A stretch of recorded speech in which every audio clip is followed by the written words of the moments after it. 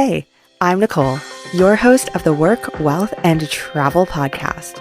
On this show, we're going to be talking tangible action that you can take in order to achieve the life you thought was only achievable after retirement. Everything you want now in life, you can have it. Will it take hard work, patience, and uncomfortable growth? You bet it will, but it will be so worth it. On this show, we will be deep diving into the topics of lifestyle design, travel, entrepreneurship, and everything in between. I myself am a global citizen and world traveler who left my home country and conventional lifestyle behind for a life of adventure and following my passions. And that's exactly what I want for you. It's your time to love your work, build your wealth, and create the lifestyle you've always dreamed of. Let's do this. Welcome back to another episode of the Work, Wealth, and Travel podcast. I'm your host, Nicole, also known as Nomad Neeks, and in today's episode, I am super excited to chat with our guest expert, Jessica, on all things photography, travel, and building a business. Jessica is an internationally published luxury wedding photographer who captures effervescent moments for well-traveled couples inspired by culture, artistry, and celebration. She finds inspiration from her love of the arts that began at a young age, drawing on the works of Monet.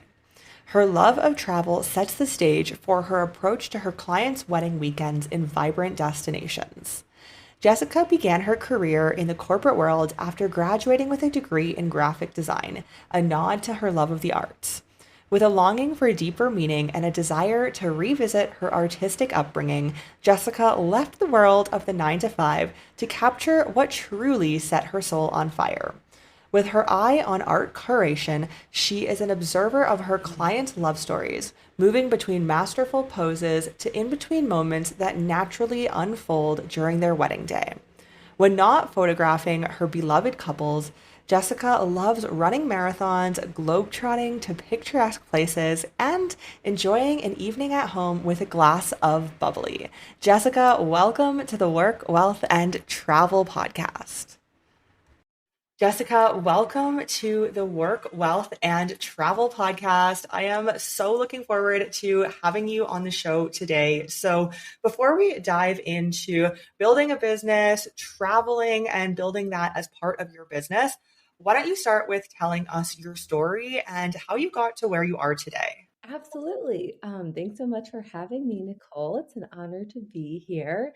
And I'm excited to share my story. So, I am currently a destination wedding photographer based in Boston, but I grew up in upstate New York. That's where I spent my childhood. I even went to college in upstate New York, where my background's in graphic design. So I spent about 6 years in the corporate world doing a lot of marketing and design, which wasn't very creative or fulfilling. And so I used my background to find some like creative outlets. So it was like creating stationery and invitations, note cards for friends. But eventually it transformed into photography. So I come from a long line of business owners. I always knew that I wanted to own my own business. I just didn't know in what capacity. And then once the opportunity presented itself to photograph a friend's wedding, I immediately said yes. I kind of did all my research and prepared to, great job at that wedding. And then afterwards, I knew that I wanted to dive in head first and take it full time. So I went full time with my business back in 2017. But some of my other creative outlets when I was working corporate was I was traveling and running. So, if I wasn't working, I wanted to do something fun. So I was trying to run in every state in the US. And then also while I was running and experiencing all those different cities, I was like taking photos along the way. And then obviously once I joined the wedding world, I didn't have that much time to run races on weekends. And so instead now I'm kind of traveling all over the world, capturing destination weddings and vibrant locations for my clients. Wow, that's so cool. What a life. I love that you have built something for yourself that you truly love, and it's a lifestyle that you wanted for yourself anyway. And so you merge that into your business. So you mentioned that you left your job. You no longer work, whether it's a corporate job or working for somebody else, you do this full time. So walk us through what that process and your mentality was like when you decided, you know what, I'm going to go all in on this and it's going to work or it's not going to work. It's going to be mine. And this is where I really want to focus all of my attention. Was that scary for you? Was it exciting? What did that look like? It was definitely a little bit of both. Exciting but scary. A lot of friends who had done it before me were kind of just like, take the leap, it will work out.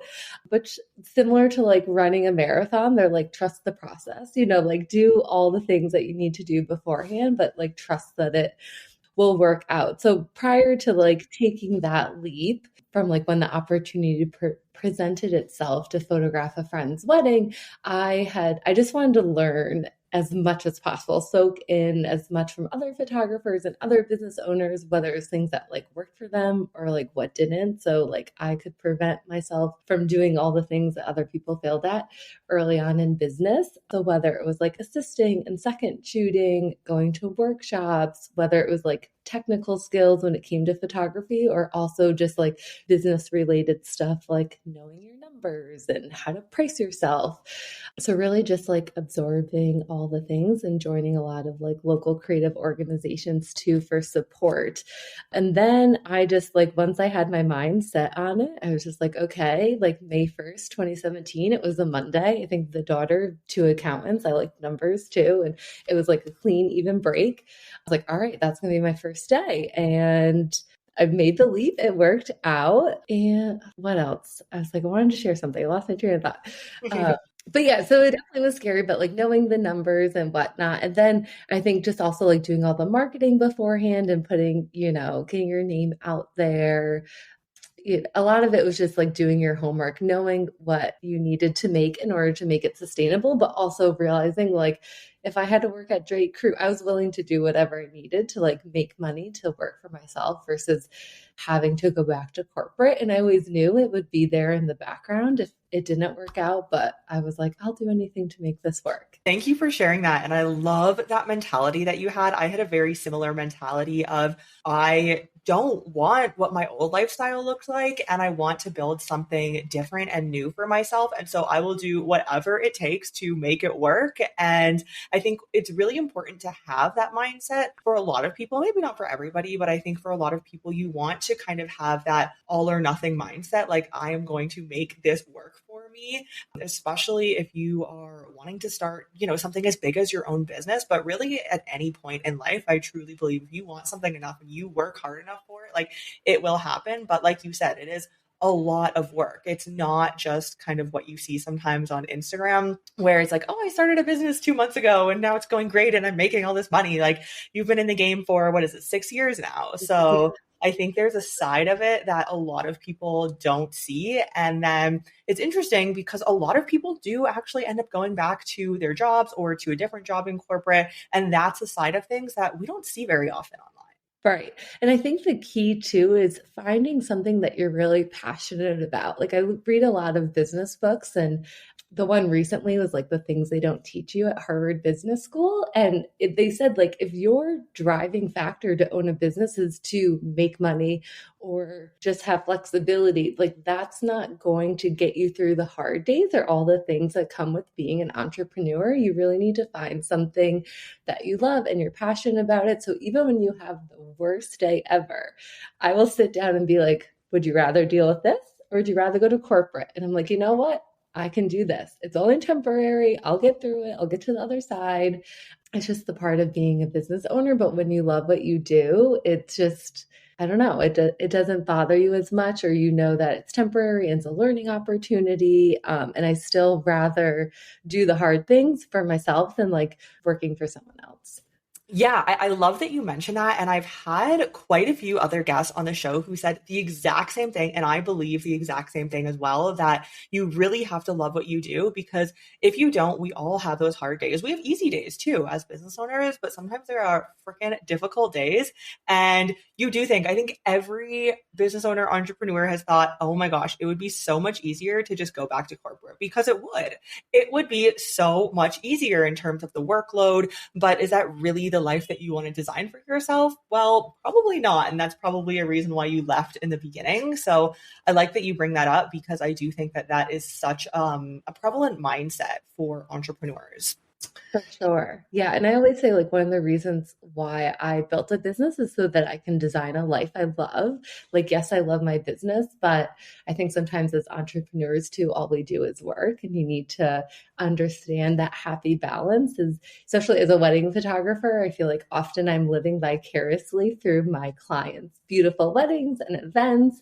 And then sometimes taking a step back is like, okay, but you need to, live your own life and do things for yourself. And so, that's where like a lot of the travel comes through, is that's where I find like inspiration and can relax. That's also, and it helps me in business be more creative and rejuvenated and things like that. So it is a fine balance between the two. Yeah. So, in you speaking about that, I would love to chat about setting boundaries to create a good work-life balance and what that looks like for you. I know myself, it can be, and I think all entrepreneurs, it can be very, very difficult, especially oftentimes when you're working from a laptop and you can do it anywhere, you can do it in bed, it doesn't matter. It can be really difficult to set those boundaries. So, what does that look like for you?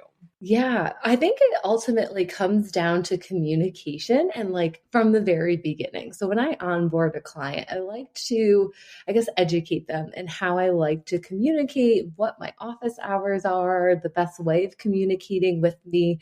So even if I'm writing emails at 11 o'clock at night, I won't send them at 11 o'clock at night because I told them I'll only answer during my business hours.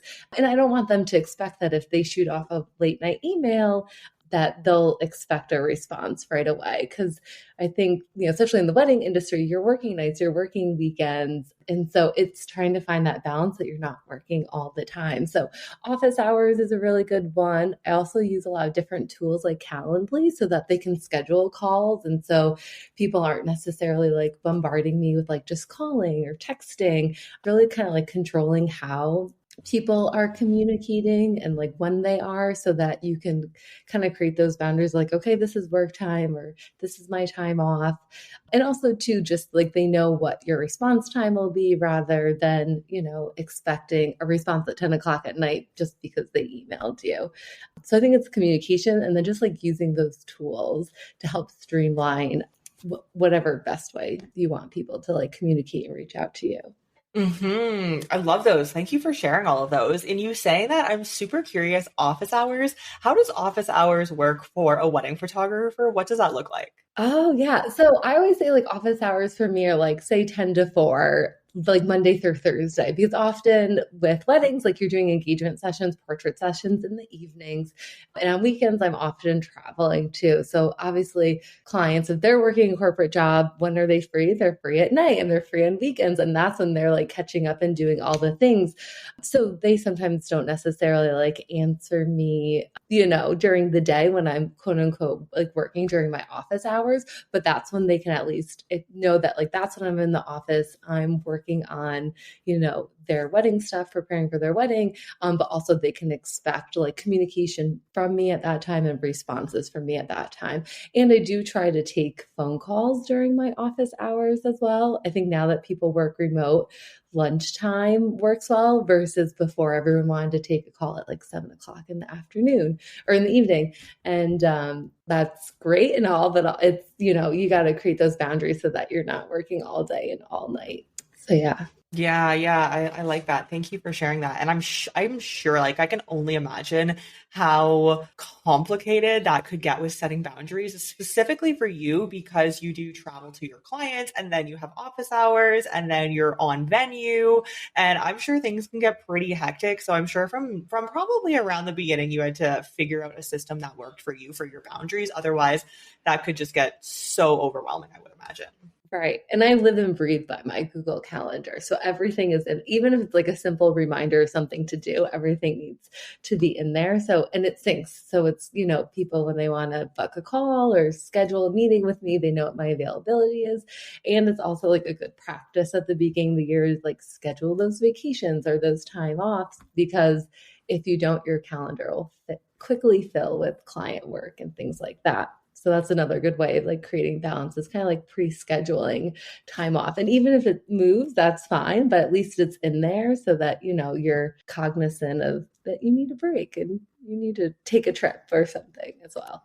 Yeah, totally, totally feel that. Okay, so let's chat travel and incorporating travel into a business. Now, travel is something that I think most people love and want to do, especially post COVID, a little bit more so. So, what does incorporating travel into a business or a brand look like? Of course, I think for your business, maybe there was already an aspect when you started out thinking maybe I could incorporate travel into this at some point, but in any business, how does incorporating travel, what could that look like in different businesses if somebody is like, you know what, I want to travel and I want to monetize this somehow or make this a part of my business? Yeah, for sure.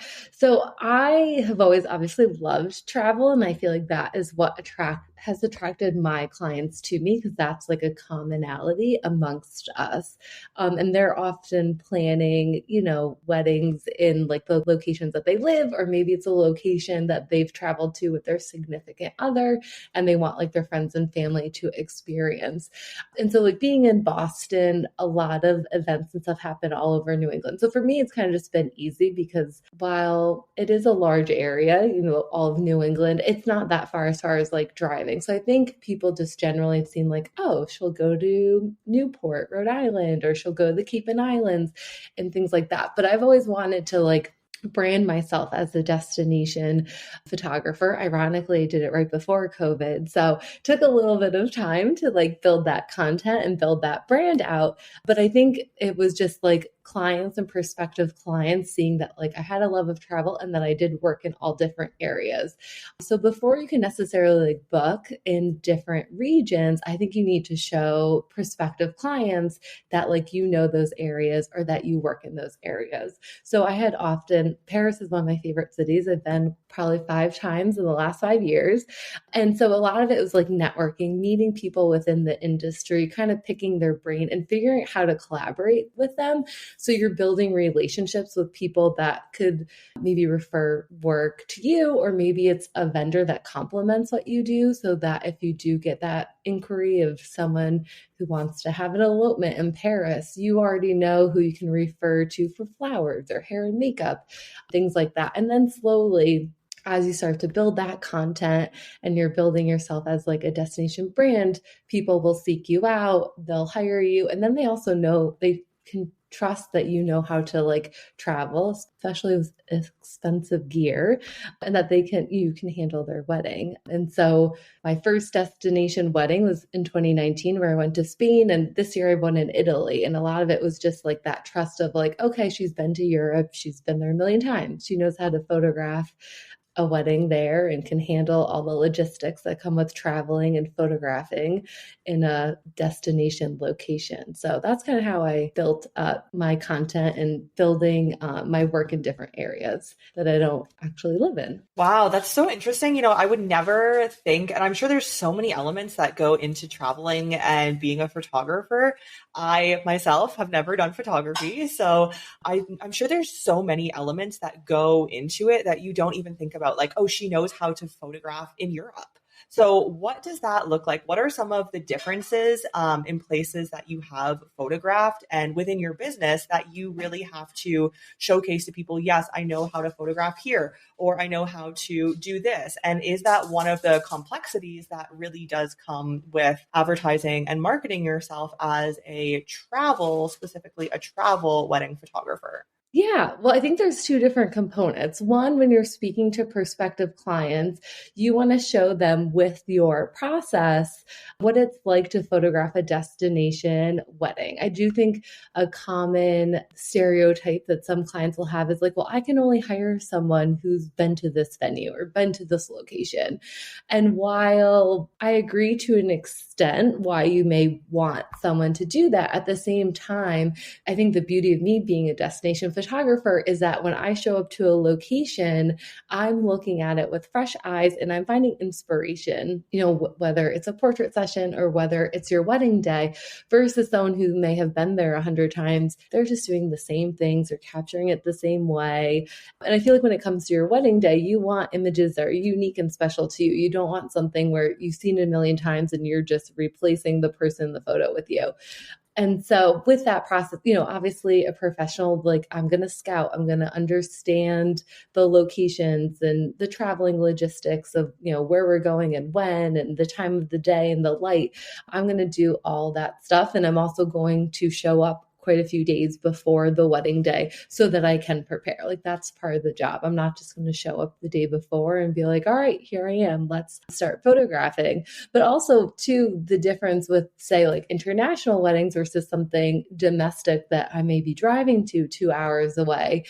Obviously, a lot of us travel and you have to deal with, can I check my bag? Can I bring my bag on? Oh, it weighs too much. It doesn't fit overhead. And the one thing with your camera gear is you never want to check it, no matter what. You just don't ever want to check it. And so even though I have like international size camera bags, that to me sometimes is too risky. Depending on the flight, it may not fit, or if there's no room, they'll force you to check it. So you always want to carry something like in a book bag that no matter what, you can put it under the seats. And the other things like batteries or tripods, things that like are important but not the end of the world. If it is in a check bag, those you can put in a check bag and put somewhere else. But just the importance, the same thing I photograph with film. So just being really particular about how you're taking care of that film, making sure it's not going through the scanners, things like that. There's little logistics that if you don't necessarily travel all that often, especially with camera gear, you may be overwhelmed or like, oh no, I wasn't prepared for this situation. And now what do I do? It's too late to like repack my bags. And now I'm being forced to check all my expensive camera gear under the plane.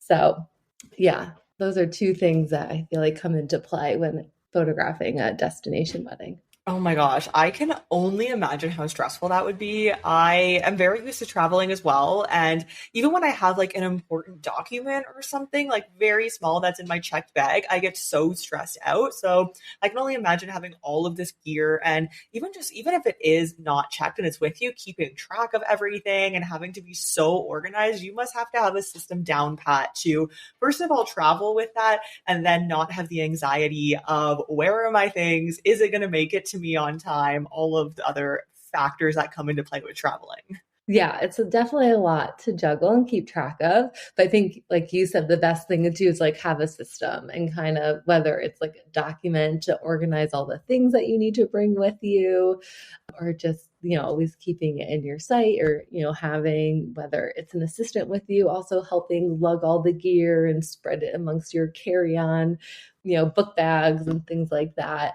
The more you do it, the less stressful it becomes. But there's a lot. And you learn too along the way every time you travel, especially in Paris. They don't care how many times you ask, they're still going to send that film through a scanner. So, making sure that, which it can go a few times depending on the speed of the film stock, but just, at least so that like when you're in the US, when, you're going through the security, you're asking them like, please hand check it. Cause and they're like, it'll be fine. I'm like, yes, I know. But in Europe, they're going to scan it. And I want to minimize how many times it's going through that scanner, things like that.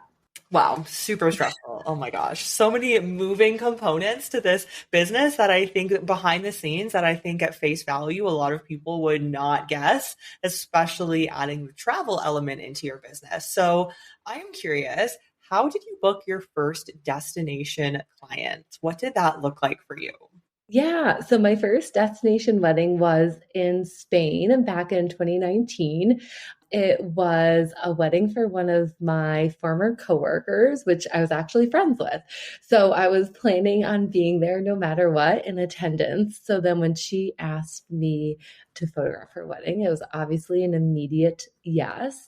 Also, I knew that was like an opportunity that I needed to take advantage of in the sense that I needed to do a good job and do all the things to prepare because that was my, roadmap to like building my destination photography portfolio and things like that. So yeah, obviously like showing up quite a few days early, scouting, understanding the area, going to the church, going to the venue. That one was a fun one because being in Spain and having a church wedding, the whole ceremony is actually in Spanish. So no one really knew what was going on. And so, obviously, like a normal ceremony or normal event, you can understand, at what point are we, or are we almost towards the end? Is it almost the first kiss? And when it's in a totally different language, you have no idea. So, that one was fun and interesting, making sure, because it was by myself. I didn't have an assistant at that wedding. So, just, making sure I'm capturing all the things I need to capture, but also being in the right location at the right time and not missing anything because couldn't really tell what they were saying, but it made for a fun experience. Oh my gosh. So how did having that first international client, how did that expand into more travel within your business and more clients who you need to be on the road for? Yeah. So again, I think it's more of like a trust building. So I think with clients that are planning destination weddings, and destination can really be anything. It doesn't necessarily have to be international. Like being in Boston, a lot of my clients get married on the Cape and Islands, which even though it's part of Massachusetts, you still got to take a ferry to Martha's Vineyard in Nantucket. And that also comes with logistics and travel that can sometimes overwhelm people. So I think just my clients seeing like, okay, she goes to Europe or she'll go to Nantucket. We're having a local wedding, but we live in Baltimore now because, there's significant others in law school. And they're like, hey, would you be open to traveling to us for an engagement session? So I think it's kind of just like planting that seed that they see that you love travel, that you travel all over. And so therefore, before they'd be like, oh, we'll just do something easy, we'll just come to you. They're like, oh, she likes to travel. I think it'd be more meaningful if we met in a location that either we live in or like a location that they love to travel in. So I actually went to Vermont in the fall to do engagement photos. And they didn't live in Vermont. They lived in DC. I'm in Boston, but that was like a special place. And so they're like, oh, I think it'd be really fun to do photos there. And so a lot of it is just like trust and like building that brand. And the same thing, like my wedding this year in Italy, it's someone I've known for a while. We went to school together. And as they were planning, they kind of were like, who are we going to hire for photography? And they knew that I had traveled. And so that kind of made them a little bit more calm that they're like, okay, she's done this before. Like it was one less thing that they needed to stress about. Because also too with destination, someone local isn't necessarily, they may speak English, but it may not be their first language. So it's a lot of times the communication barrier with like Americans getting married abroad, figuring out what makes sense to hire a local vendor versus what makes sense to bring someone from home with you to that location. I really like that. I really like that it sounds like from as soon as you were like, I want travel to be a component of my brand, you were very intentional with marketing it that way and ensuring that those who landed on whether it's your socials or your website, wherever they see your presence, that they can see, okay, she will travel and I like her work. So this is an option. So I like that you were very intentional with that from the beginning.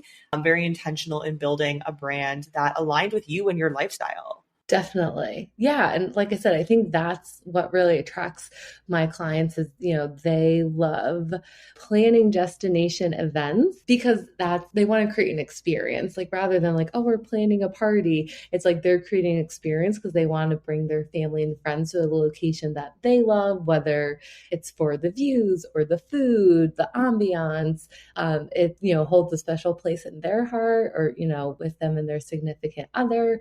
And they want someone to come like experience that location with them and can like capture it for them along with all their family and friends that are in attendance. I love that. I love the way you speak about it. I can tell you're just so passionate and so in love with what you do. So, I have one last question for you. Feel free to think about this question for a minute, but I would love to know, what is the hardest part of building a business for you, especially a business where travel is such a big component of that business and there are so many moving pieces? What has been one of or the most difficult part of growing and scaling your business? Mm, that's a really good question. I think the most difficult part when you are a destination is I destination photographer, you're building a destination brand is I think you really need to niche down and be like a subject matter expert in a few areas. Like, yes, I will travel anywhere that you want to take me, but like Boston's my home. I love Martha's Vineyard. I've been to Paris a million times. So I think you need to have some like key locations that you go to often so that you're at least being specific in who you're marketing to. So, for example, like Martha's Vineyard, that's a destination for a lot of couples who get married there. The same thing. Americans are getting married abroad. They're looking for a Paris wedding photographer. So I think while building it, you also have to be like strategic and pick a few locations versus like destination. Because if someone Googles destination photographer, how many people are going to come up? You know, like they're still going to Google or search, whether it's on social media for specific area and region. So I think you need to kind of position yourself as an expert in a few different areas. But another thing, as you become more of a destination photographer, you're also on the road. So another thing I've struggled with is finding that balance or like forcing myself to rejuvenate because you're traveling for a weekend, you come home, you unpack, you upload the images, and then you got to prep and you got to do it all over again for the next weekend. So last year is really when I realized it's like, okay, you've been doing great, but in order to get to where you want to go, you got to bring in help, whether it's a virtual assistant or maybe like an assistant on a wedding day in addition to the second photographer. Do you think it comes to the point where you realize that you need to bring people on to help grow? Because there's a lot of things that you do in business that aren't necessarily helping you grow or bring in revenue or attracting your clients. And those are things that someone can help you with, and maybe they do a better job at it and enjoy it more so that you can kind of do the other things that help move your business forward. Perfect. Thank you for telling me that. So, my last question is, where can people find you on the internet? Yeah. So you can find me on Instagram. That's where I'm probably the most. It's Jessica K. Feiden, which is my last name, Feiden. Or you can check my website and blog, which is going a rebrand. So I'm excited that'll launch soon. But at least all my current work right now is online, and that is jessicakfeiden.com. Awesome. Thank you so much. After this conversation, I'm like, I need to go and binge all of your work now. I want to see everything, all the beautiful destinations. So, thank you, Jessica, so much for being on the show and for sharing your knowledge about business and travel and photography today. If this episode has served you in any way, I would love it if you shared what you've learned or a part of the episode that you loved by tagging me on Instagram at NomadNeeks. If you haven't already, please hit the subscribe button and leave a 5-star review so that I can continue to bring you educational content, learn, and grow together. Thank you for your support, and see you in the next episode of the Work, Wealth, and Travel podcast.